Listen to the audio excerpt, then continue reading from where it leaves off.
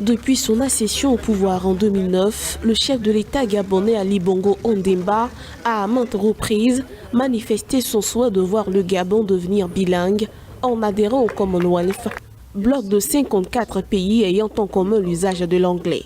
La candidature gabonaise a été finalement déposée et est à l'étude.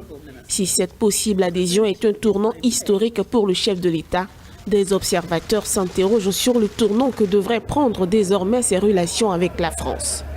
Quelque temps avant le décès même du président Omar Bongo, les relations entre la France et le Gabon étaient déjà au plus mal. Quand le président Ali Bongo est même tombé malade, vous avez vu, contrairement à la vieille tradition, il est allé se soigner en Grande-Bretagne, en Allemagne, au Maroc, et il a très bien fait d'éviter la France. La volonté d'adhésion du Gabon au Commonwealth vise à desserrer l'étau de la France.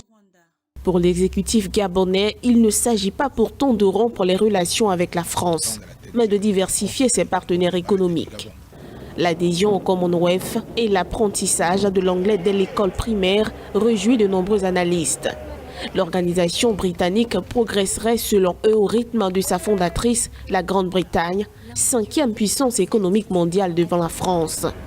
Par ailleurs, sur les 10 pays africains les plus riches, 5 en sont membres. Tant sur le domaine culturel, vous voyez les meilleures universités africaines et même dans le monde sont les universités anglo-saxonnes. Les plus grands lieux d'innovation sont les milieux anglo-saxons. Ce qui fait en sorte que les milieux économiques les plus dynamiques sont les milieux anglo-saxons. Il va de soi qu'adhérer au Commonwealth est largement plus avantageux. Sur la scène internationale, la France a désormais une influence culturelle extrêmement faible. Les Français eux-mêmes rêvent du monde anglo-saxon.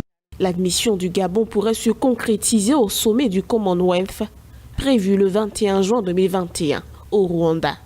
Le Rwanda est le deuxième pays non anglophone à l'origine, après le Mozambique, à avoir rejoint le Commonwealth en 2009, dans le cadre d'une circonstance exceptionnelle, une adhésion sur fond de discorde avec la France, l'ancienne puissance coloniale.